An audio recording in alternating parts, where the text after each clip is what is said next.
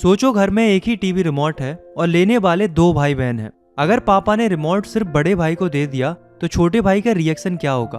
Obviously घर में world war शुरू हो जाएगी, राइट? बस यही सेम प्रॉब्लम देश चलाने में आती है। जब पावर सिर्फ एक ग्रुप के हाथ में होती है तो दंगे होते हैं, देश टूट जाता है। हेलो एवरीवन, मेरा नाम है राहुल रावत और आज हम स्टार्ट करने जा रहे हैं क्लास 10 सिविक्स का सबसे लॉजिकल चैप्टर, पावर शेयरिंग। बच्चे अक्सर सोचते हैं कि यार सिविक्स कितनी बोरिंग है ना? लेकिन ये चैप्टर बोरिंग नहीं है, ये एक वार्निंग है। हम देखेंगे कैसे बेल्जियम की समझदारी ने देश बचा लिया और श्रीलंका की जिद ने देश जला दिया। लेकिन सुनो, सिर्फ कहानी नहीं सुननी है। बोर्ड एग्जाम में ये चैप्टर हाई स्कोरिंग कैटेगरी में आता है। इस वीडियो में मैं आपको कहानी के साथ साथ इंपोर्टेंट क्वेश्चंस, वो 3 कीवर्ड्स और फ्लोचार्ट्स दूंगा कि अगर आपने वो आंसर शीट में लिख दिए तो एग्जामिनर आपका आधा नंबर भी नहीं काट पाएगा। मजा आएगा, समझ आएगा और मार्क्स भी आएंगे। चलिए शुरू करते हैं।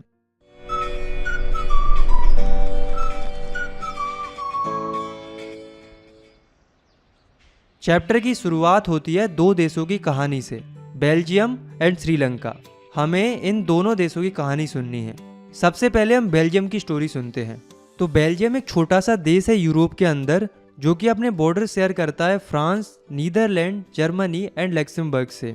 ये देश उतना ही छोटा है जितना कि हमारा हरियाणा स्टेट है और इसकी पॉपुलेशन भी लगभग 1 करोड़ है। अब दोस्तों, अगर हम इस कंट्री की इथनिक कंपोजिशन की बात करें तो वो काफ़ी कॉम्प्लेक्स है।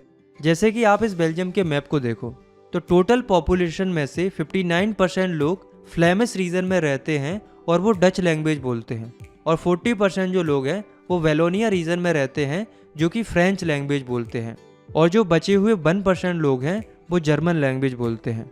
लेकिन जो कैपिटल है बेल्जियम की, ब्रुसेल्स, तो उसमें सिचुएशन अलग है। ब्रुसेल्स के अंदर 80% फ्रांच स्पीकिंग लोग हैं और मात्र 20% लोग ही डच स्पीकिंग है। यानी कि पूरी कंट्री में मेजॉरिटी डच स्पीकिंग लोगों की है, लेकिन वहीं पर्टिकुलर कैपिटल के अंदर मेजॉरिटी फ्रांच स्पीकिंग लोगों की है। अब देखो सीन क्या था कि जो फ्रेंच स्पीकिंग लोग थे और जो डच स्पीकिंग लोग थे उनमें टेंशन काफ़ी ज़्यादा बना रहता था। मतलब दोनों कम्युनिटी की आपस में बनती नहीं थी। इसके पीछे मेनली 2 रीज़न थे। पहला, जो फ्रेंच स्पीकिंग लोग थे वो भले ही माइनॉरिटी में थे पर ये काफ़ी रिच एंड पावरफुल थे, इसीलिए ये डच स्पीकिंग कम्युनिटी को सप्रेस कर रहे थे। दूसरा, जो डच स्पीकिंग कम्युनिटी थी उसे डेवलपमेंट और एजुकेशन का बेनिफिट बहुत लेट मिल पाता था। कहने का मतलब ये है कि इनको ज़्यादा एडवांटेजेस मिल रहे थे, इनको कम एडवांटेजेस मिल रहे थे, जिस वजह से 1950s से लेकर 1960s तक दोनों कम्युनिटीज़ के बीच में टेंशन काफ़ी ज़्यादा बढ़ गया था। और जो कैपिटल थी ब्रुसेल्स, उसमें तो सिचुएशन और भी ज़्यादा ख़राब हो गई थी। एकोमोडेशन इन बेल्जियम, ये सब देखकर बेल्जियम की गवर्नमेंट थोड़ी समझदारी दिखाती है। वो क्या करती है, 1970 से 1993 के बीच में अपने कॉन्स्टिट्यूशन में 4 बार बदलाव लाती है और कई सारे चेंजेस करती है कॉन्स्टिट्यूशन में, ताकि सभी लोग एक ही कंट्री में एक साथ खुशी खुशी रह पाए। तो आइए जानते हैं कि बेल्जियम का नया मॉडल कैसा था, यानी कि बेल्जियम के कॉन्स्टिट्यूशन में क्या क्या चेंजेस लाए गए थे। तो पहला चेंज ये लाया गया था कि जो सेंट्रल गवर्नमेंट होगी बेल्जियम की, उसमें फ्रेंच स्पीकिंग मेंबर्स और डच स्पीकिंग मेंबर्स दोनों इक्वल नंबर्स में होंगे, मतलब बराबर होंगे। और जो भी लॉ पास किया जाएगा वो तब पास किया जाएगा जब हर एक ग्रुप के मेजॉरिटी ऑफ मेंबर्स उस लॉ के फेवर में हो। दूसरा चेंज था, सेंट्रल गवर्नमेंट की कई सारी पावर्स स्टेट गवर्नमेंट को भी दे दी जाती हैं। मतलब स्टेट गवर्नमेंट्स के पास भी अपनी खुद की पावर्स होगी। वे सेंट्रल गवर्नमेंट के सब ऑर्डिनेट के रूप में नहीं रहेंगी, बल्कि उनके पास खुद की पावर होगी। तीसरा चेंज था कि जो कैपिटल थी बेल्जियम की, ब्रुसेल्स, उसमें एक अलग से गवर्नमेंट बनाई जाती है जिसमें भी दोनों ही कम्युनिटी के इक्वल रिप्रेजेंटेटिव रहेंगे और दोनों ही कम्युनिटी के हिसाब से डिसीजन लिया जाएगा। चौथा चेंज था, सेंट्रल गवर्नमेंट और स्टेट गवर्नमेंट के अलावा भी बेल्जियम में एक और तरह की गवर्नमेंट बनाई जाती है जो कि थी कम्युनिटी गवर्नमेंट, जो कि लैंग्वेज के अकॉर्डिंग बनाई गई थी। जैसे कि डच स्पीकिंग लोगों के लिए अपनी एक कम्युनिटी गवर्नमेंट थी, फ्रांस स्पीकिंग लोगों के लिए अपनी एक कम्युनिटी गवर्नमेंट थी, ऐसे ही जर्मन स्पीकिंग लोगों के लिए अपनी एक गवर्नमेंट थी, जो कि अपनी अपनी कम्युनिटी के लिए cultural, educational and language related issues पर काम करती थी। तो अगर आप ध्यान से देखोगे तो बेल्जियम में 3 तरह की गवर्नमेंट फॉर्म होती है। तो ये था बेल्जियम का नया मॉडल।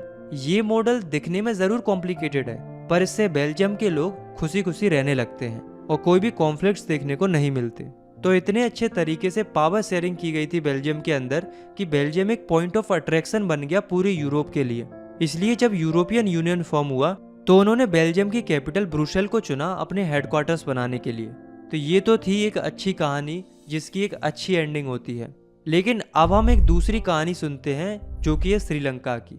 तो श्रीलंका एक आइलैंड नेशन है जो कि चारों तरफ से पानी से घिरा हुआ है। इसकी पॉपुलेशन भी लगभग हरियाणा जितनी ही है, यानी कि लगभग 2 करोड़।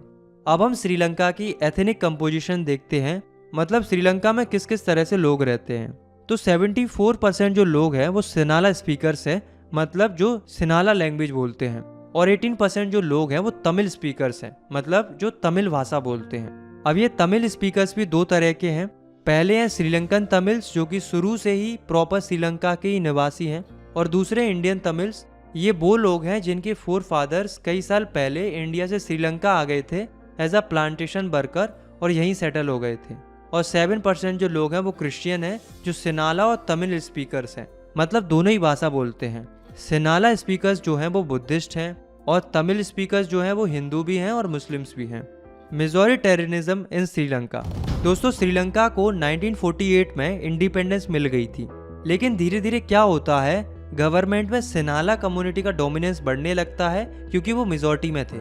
इसलिए उन्होंने ऐसे स्टेप लेना शुरू कर दिया था जिनसे सिनाला कम्युनिटी को ऊपर उठाया जा रहा था और बाकी कम्युनिटीज को सप्रेस किया जा रहा था। तो आइए जानते हैं कि गवर्नमेंट के द्वारा ऐसे कौन कौन से स्टेप लिए जाते हैं टू एस्टेब्लिश सिनाला सुप्रीमेसी। फर्स्ट, 1956 में एक एक्ट पास किया जाता है जिसमें उन्होंने सिनाला लैंग्वेज को श्रीलंका की ऑफिशियल लैंग्वेज डिक्लेयर कर दिया था। सेकंड, गवर्नमेंट ने सिनाला लोगों को फेवर करना शुरू कर दिया था गवर्नमेंट जॉब्स और एडमिशन्स में।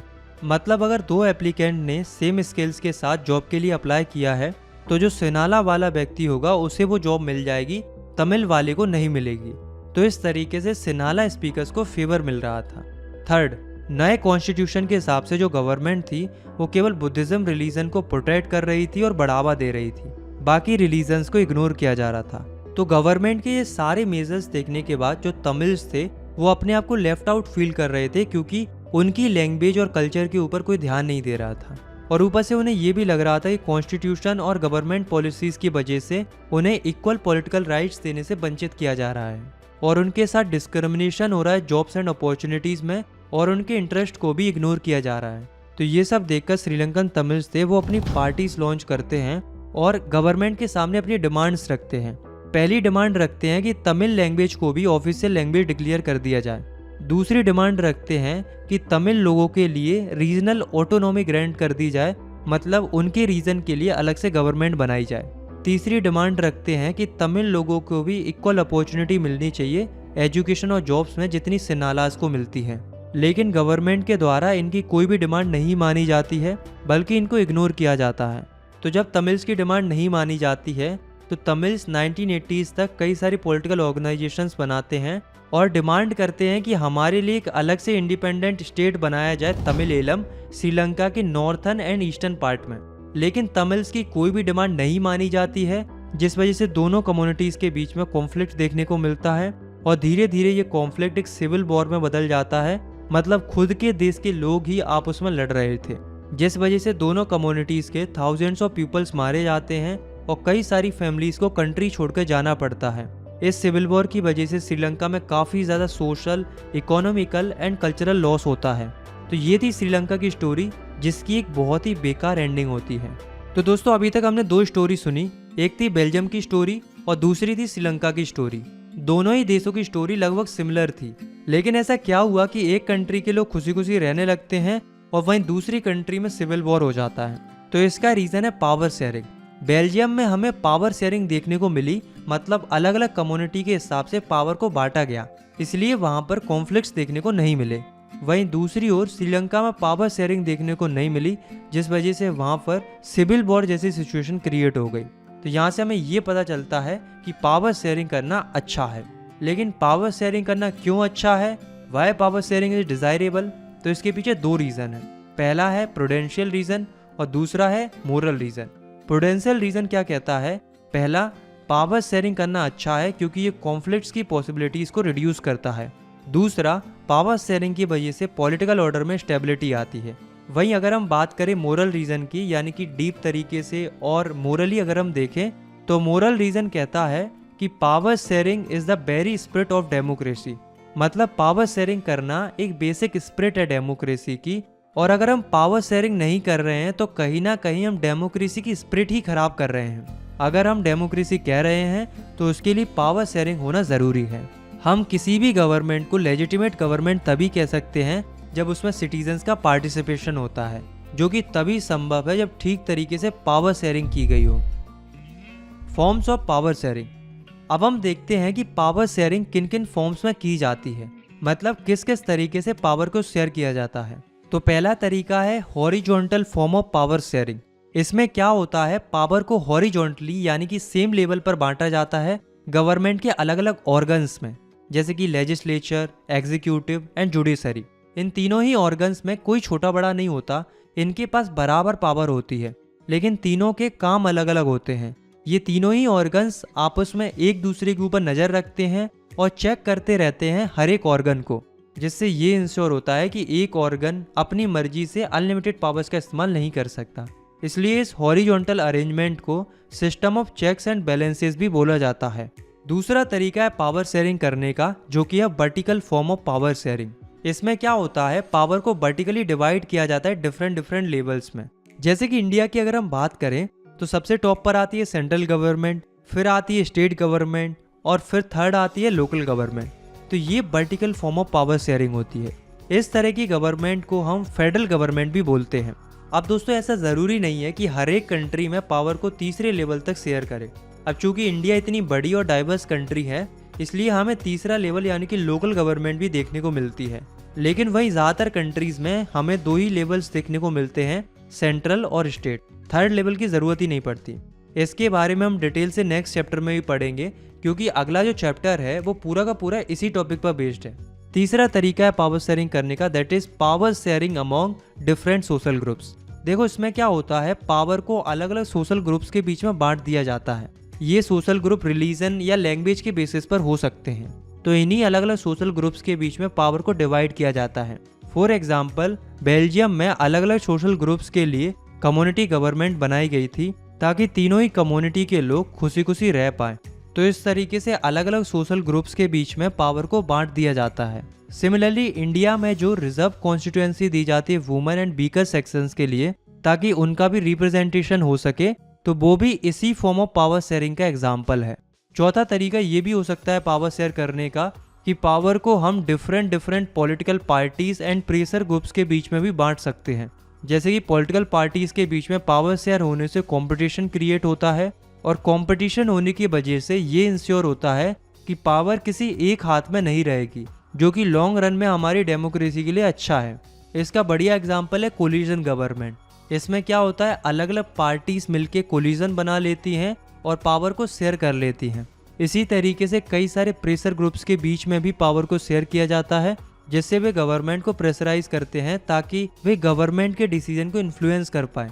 फॉर एग्जाम्पल कई सारे इंटरेस्ट ग्रुप्स जैसे कि ट्रेडर्स का ग्रुप हो गया, बिजनेसमैन का ग्रुप हो गया, फार्मर्स का ग्रुप हो गया, वर्कर्स का ग्रुप हो गया, तो इन्हें हम प्रेशर ग्रुप्स बोलते हैं जब ये गवर्नमेंट पर प्रेशर डालते हैं अपनी बात मनवाने के लिए। तो ये था हमारा चैप्टर। आई होप आपको ये वीडियो पसंद आई होगी। वीडियो पसंद आई तो लाइक कर सकते हो, सब्सक्राइब कर सकते हो। और हाँ, जैसा कि मैंने आपसे कहा था कि मैं वीडियो के एंड में आपको कुछ इंपॉर्टेंट चीज़ें दूंगा, तो देखो उसके लिए आपको क्या करना है, नीचे डिस्क्रिप्शन में PDF अटैच होगी। अदरवाइज जो सनलाइट स्टडी का टेलीग्राम चैनल है, वहाँ पर सभी जो इंपॉर्टेंट चीज़ें हैं वो मैंने अटैच कर रखी हैं, आप वहाँ से डाउनलोड कर सकते हो। साथ ही इंस्टाग्राम पर भी फॉलो कर लेना, कई सारी अपडेट्स वहाँ आपको मिलेंगी। बाकी मैं मिलता हूँ आपसे नेक्स्ट वीडियो में, तब तक के लिए टेक केयर, बाय बाय।